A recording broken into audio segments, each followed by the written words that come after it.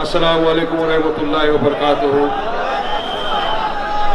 DISE पर तशरीफ फरमा ऑल इंडिया मजलिस इत्तेहादुल मुस्लिमीन के आपके हमारे सदर मेंबर ऑफ पार्लियामेंट अलहाज बैरिस्टर असदुद्दीन ओवैसी साहब, डायस पर मौजूद Maharashtra Aurangabad member of parliament और आज के तिरंगा रैली मुंबई चलो के हीरो इम्तियाज जलील साहब,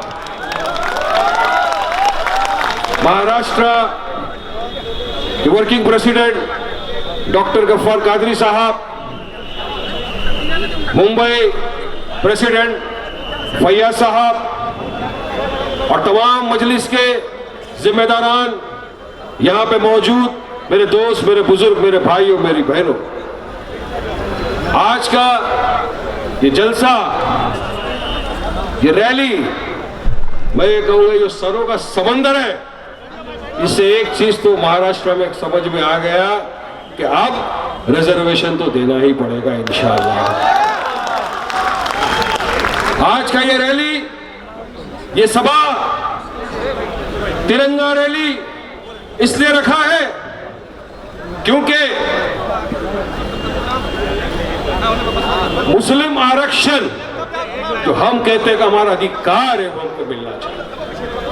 आज ही के दिन मुझे याद आ रहा है, एक फेसबुक के ऊपर मेमोरी आता है, उसके अंदर आज ही के दिन 11 दिसंबर 2016 को मैं और मेरे साथी इम्तियाज जलील साहब नागपुर की असेंबली के ऊपर बाहर स्टेप्स पे बैठे थे और हमारे हाथ में, हमारे गले में हमने वो बांध के रखा था कि हमको 5% रिजर्वेशन मुसलमानों को मिलना चाहिए। और आज 5 साल हो गए, अल्हम्दुलिल्लाह हमारी लड़ाई चालू है और इंशाअल्लाह ये लड़ाई जब तक खत्म नहीं होगी जब महाराष्ट्र में हमको रिजर्वेशन जब तक नहीं मिलेगा। 2014 के पहले जो ये कांग्रेस की सरकार थी, जाते वक्त उन्होंने एजुकेशन में 5%, जॉब में 12% रिजर्वेशन दे, मगर कोई कानून नहीं बनाया। उनको लग रहा था फिर सत्ता में आएंगे, फिर इसी तरह मुसलमानों को बहलाएंगे, इनका वोट ले लेंगे, मगर वोट लेने की नीयत से कानून नहीं बनाया, जिसकी वजह से रिजर्वेशन लैप्स हो गया। भाजपा सरकार आई, वो तो सोने पे सुहागा, वो तो कभी देने वाले नहीं थे। उस वक्त जब मैं और इम्तियाज जलील असेंबली में खड़े होकर चिल्लाते थे, रिजर्वेशन की मांग करते थे कि हमको 5% रिजर्वेशन देना चाहिए सरकार ने, अब मराठाओं को दो, हमको कोई आपत्ति नहीं है, अब धनगर समाज को दो, हमको कोई आपत्ति नहीं है, मगर हमको भी जो मुंबई की उच्च न्यायालय ने कहा है कि 5% रिजर्वेशन आपको एजुकेशन में मिलना चाहिए, हमारा हक है, हमको दीजिए। तो उस समय ये चापलूसी जो तथाकथित सेक्युलर पार्टी के जो एमएलएस हैं, ये खड़े होते थे, हाँ अपोजिशन को रिजर्वेशन मिलना चाहिए, मिलना चाहिए। अरे ढोंगियों, तुम्हारा नाटक पूरे दुनिया के, पूरे देश के, पूरे राज्य के सामने आ गया। आज तो तुम सत्ता में हो ना, आज तो तुम शिवसेना की गोद में जाके बैठ गए हो, शिवसेना से निकाह करके बैठ गए हो। आज तो तुम दूल्हा दुल्हन एक साथ। तो आज तुमको किस चीज ने रोका है रिजर्वेशन मांगने से? तो तुम्हारी नीयत ये पूरे लोगों के सामने आ। अरे ये वो शिवसेना है, मैं इनको याद दिलाना चाह रहा हूं, जिसके चीफ मिनिस्टर ने फ्लोर ऑफ द असेंबली के अंदर खड़े होकर कहा था कि हमको फख्र है कि हमने बाबरी मस्जिद को गिरा दिया। ये वो शिवसेना के साथ जाके लोग बैठे, तो इनसे क्या फॉर्म में इंसाफ की उम्मीद करेंगे? क्या उम्मीद हम करेंगे कि हमको ये रिजर्वेशन दिलाएंगे? क्या उम्मीद करेंगे कि ये हमारे लिए आवाज उठाएंगे, रिजर्वेशन की मांग रखेंगे? कोई उम्मीद नहीं है हमको, मेरे दोस्तों, बुजुर्गों, भाई। मगर हाँ, मजलिस आपके साथ कांधे से कांधा मिलाकर खड़ी थी, है और इंशाअल्लाह ताला खड़ी रहेगी रिजर्वेशन, जिसका आपने देखा आज कि किस तरह से पूरा महाराष्ट्र जमा हुआ सुबह में औरंगाबाद में, फजर की नमाज अदा की गई, उसके बाद एक साथ गाड़ी लेकर इम्तियाज जलील साहब के पीछे पूरा गाड़ियों का रेला चला तिरंगा साथ में, तिरंगे को सलाम, मेरी जान तिरंगा, मेरी शान तिरंगा, मेरा ईमान तिरंगे को सलाम है। वो तिरंगा रैली लेके निकले, रस्तों पे रोका, रोकने दो, रोकने से रुकती नहीं ये मजलिस। ये कारवां बैरिस्टर असदुद्दीन ओवैसी साहब का है, ये हक की लड़ाई करने निकला है तो पूरे देश के अंदर चलेगा ये लड़ाई, तो जब तक हमको रिजर्वेशन नहीं मिलेगा। आज पूरा देश ने देखा कि अगर हम मुत्तहिद हो गए, हमने इत्तेहाद पैदा कर लिया, तो मान लो कि सरकारों को झुकना पड़ता है। दुनिया झुकती है ना, झुकाने वाला चाहिए। हमारे किसान भाइयों ने बता दिया, मगर हम भी संविधान के दायरे में रहकर बिल्कुल नॉन वायलेंस तरीके से, प्यार मोहब्बत से, पीसफुली हमारा हक मांगने आए। हमने तकरीबन 1.5 महीने पहले से डिसाइड किया था कि एक तिरंगा रैली निकालेंगे, चलो मुंबई के नाम से। इम्तियाज भाई, असद साहब सबने फैसला किया कि हम चलेंगे वहां पर, परमिशन लेंगे। मुंबई की टीम ने काफी मेहनत की, परमिशन डाली, पीकेसी में डाली कि बड़ा मैदान लेंगे, सबको बुलाएंगे, मगर हमको परमिशन नहीं मिल रही थी कहीं। फिर परमिशन डाली, फिर रिजेक्ट किया, फिर परमिशन डाली, फिर रिजेक्ट किया, क्योंकि क्या हो रहा था कि इनको तो हमारे लिए कुछ करना नहीं है। ये जो कथक पार्टियां है ना, इनको हमारे लिए कुछ नहीं करना है, लेकिन जो कौम मिल्लत के लिए कुछ करना चाहता है, उनके रास्ते में भी उनको रोड़े डालने, अटकाना है। इनका काम ये बन गया। इन्होंने अटकाया हमारे रिजर्वेशन के लिए। जो हम पीसफुली आ रहे थे, हमको रोका गया, अटकाया गया, हर तरह से हमको परेशान किया गया। मगर आपकी नीयत साफ है, दिल में जज्बा है, ईमान है, तो याद रखो, कोई तुमको रोक नहीं सकता। जिसका सबूत आज आपने देखा कि पूरी रैली अल्हम्दुलिल्लाह औरंगाबाद महाराष्ट्र से निकल के मुंबई तक पहुंच चुकी है। ये रैली नहीं, रेला है। ये तो सिर्फ एक झांकी है। रिजर्वेशन नहीं दिया तो इससे और डबल भीड़ बाकी है। लड़ते रहेंगे, हक की लड़ाई, हक की लड़ाई लड़ने से कभी पीछे नहीं हटना। हमेशा असद साहब ने कहा है कि मजलूमों, मुसलमानों की, हमारा पिछड़ा वो वर्ग की ये लड़ाई है। रिजर्वेशन हमारी मांग है, क्यों आप नहीं देते हो रिजर्वेशन? चलिए बताइए मेरे को। मुंबई की उच्च न्यायालय में केस चला, न्यायालय के सामने 3 कमेटी का रिपोर्ट रखा गया।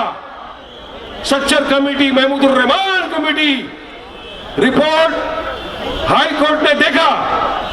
रिपोर्ट में खुली तरह से पूरा मेंशन था रिपोर्ट के अंदर कि महाराष्ट्र का मुसलमान सोशली, इकोनॉमिकली, एजुकेशनली बैकवर्ड है। बैकवर्डनेस पे मुंबई की उच्च न्यायालय ने पूरी सुनवाई करने के बाद यह फैसला किया कि महाराष्ट्र में 5% रिजर्वेशन एजुकेशन में मुसलमानों को देना चाहिए। हाईकोर्ट का आदेश आप नहीं मांगो, हमको बोलते नहीं मानते, नहीं मानते। आप तो मानो, हाईकोर्ट का आदेश है। गवर्नमेंट को सिर्फ एक जीआर निकालना है भाइयों, याद रखो। जीआर निकाले, एक कानून बनाए, तो इंशाअल्लाह ताला महाराष्ट्र के मुसलमानों को भी रिजर्वेशन मिल सकता है। और याद रखो, वारिस पठान अपने बेटे के लिए रिजर्वेशन नहीं मांग रहा, नहीं, मैं उनके लिए रिजर्वेशन मांग रहा हूं। उन बच्चियों के लिए रिजर्वेशन मांग रहा हूं जिनके माँ बाप का अरमान है कि हमारा भी बेटा, हमारा भी बेटी पढ़ लिख के IAS, IPS, IFS ऑफिसर बने और राज्य के दूसरे नागरिकों के साथ कांधे से कांधा मिलाकर आगे बढ़े, राज्य का नाम रोशन करे, कौम का नाम रोशन करे, देश का नाम रोशन करे। हमको रिजर्वेशन इसलिए आप मांग रहे हैं और कानूनी अधिकार है। और आज यहां से हम तो ऐलान करते हैं कि रिजर्वेशन अब नहीं दिया तो हम हमारी लड़ाई जारी रखेंगे। हम तो 5 साल से लड़ रहे हैं। जब से उच्च न्यायालय ने फैसला दिया, आपने नहीं बनाया, हम लड़ रहे हैं और इंशाअल्लाह हम लड़ते रहेंगे। दूसरा जो रैली का आज मकसद था, वो मकसद है हमारे वक्फ की जो प्रॉपर्टियां, वक्फ हमारी यतीमों, हमारी मां बहने बेवाओं का अधिकार है किसी को हक नहीं कि वक्फ की प्रॉपर्टी को बेच सके, थर्ड पार्टी राइट क्रिएट सके या उसको रेंट आउट कर सके, लीज कर सके। किसी को अधिकार नहीं है। ये हमारे यतीमों का हक है। मगर क्या क्या जब ये सत्ता में आए, इस तरह से बिल्डरों को, बड़े बड़े व्यापारियों को हमारी वक्फ की जायदाद बेच। अरे किसने अधिकार दिया था तुम्हारे को हमारे यतीमों का हक? आज लड़ाई चल रही है। आज इम्तियाज जलील साहब वक्फ बोर्ड के अंदर मेंबर भी है, कंप्लेंट पे कंप्लेंट कर रहे हैं और अल्हम्दुलिल्लाह कामयाबी पे कामयाबी मिलती भी जा रही है। पूरा में एफआईआर हो गया, पूरे महाराष्ट्र में एफआईआर कराएंगे। और जिसने हमारे यतीमों का, बेवाओं का, मिस्कीनों का अधिकार खाया है, हक मारा है, इंशाअल्लाह सुब्हानहू व तआला उसको जेल की सलाखों के पीछे डालेंगे और हमारे वक्त की जमीन हासिल करेंगे। आज जो मकसद से ये रैली करी गई है, इसका मकसद ये है, मैं जानता हूँ, समझता हूँ आप जिनको सुनने के लिए क्या बेताब है, मगर मैं उससे पहले अपनी जानिब से इम्तियाज जलील साहब को और तमाम लोग जो उस रैली में शामिल थे, जो औरंगाबाद, नांदेड़, धुलिया, मुख्तलिफ इलाकों से पूरी तरह से पुलिस से लड़के भिड़ के रास्ते पे भूखे प्यासे जो यहाँ पहुंचे आरक्षण के लिए, उनको मैं तहे दिल से मुबारकबादी देता हूँ। और आपको पूरा महाराष्ट्र नहीं, पूरा हिंदुस्तान सैल्यूट करता है कि आप आए।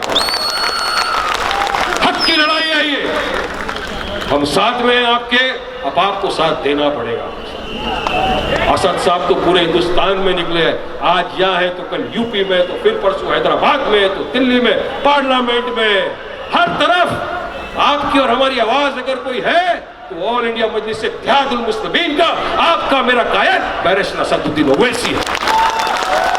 फिर चाहे शरीयत पे हो, फिर चाहे सीएए एनआरसी पे हो, चाहे बाबरी पे हो, चाहे दादरी पे हो, चाहे वक्फ पे हो, या चाहे मुस्लिम रिजर्वेशन पे हो, अगर हक की आवाज कोई पूरे हिंदुस्तान में उठाता है तो मजलिस इत्तेहादुल मुस्लिमीन उठाती है, बैरिस्टर असदुद्दीन ओवैसी साहब। अगर वो हमारे लिए कर रहे हैं इतना सब, तो क्या हमारा फर्ज नहीं बनता उनके साथ देना? क्या हमारा फर्ज नहीं बनता कि हम मुत्तहिद हो जाए, एक हो जाए और एक साथ मिलकर इस लड़ाई में आगे बढ़े? तो बुजुर्गों, दोस्तों, मेरे अजीज साथियों, आज इतना ही बोलूंगा क्योंकि आज सुनना है हमको रैली के हीरो को जो आए यहाँ पे, सुनना है हमको हमारे हिंदुस्तान के सबसे बड़े हीरो को असदुद्दीन ओवैसी को, कि क्या उनकी राय है आप। क्योंकि आज सिर्फ महाराष्ट्र नहीं सुन रहा साहब, आज आपको पूरा देश, पूरी दुनिया सुनने वाली है कि आरक्षण के ऊपर मजलिस ने क्या किया है। लिहाजा मैं आपसे बस अदबन गुजारिश करता हूँ, मुत्तहिद हो जाओ, इत्तेहाद पैदा करो, एक हो जाओ। मजलिस इत्तेहादुल मुस्लिमीन आपके साथ ही है, इंशाअल्लाह ताला रहेगी, और ये लड़ाई हमारी है और इंशाअल्लाह हमेशा जारी रहेगी। फिर से पूरी रैली वालों को, तिरंगा रैली में जो जो शामिल हुए, तहे दिल से मुबारकबादी पेश करता हूँ। बहुत बहुत मुबारकबाद, शुक्रिया, अस्सलाम वालेकुम, जय हिंद।